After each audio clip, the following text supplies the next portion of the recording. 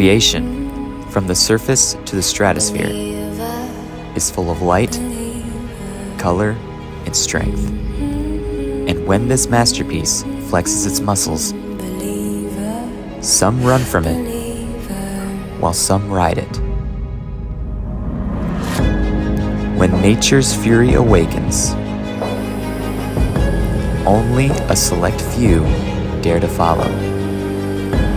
They face the outcome of the coming storm to offer understanding in times of fear. Why?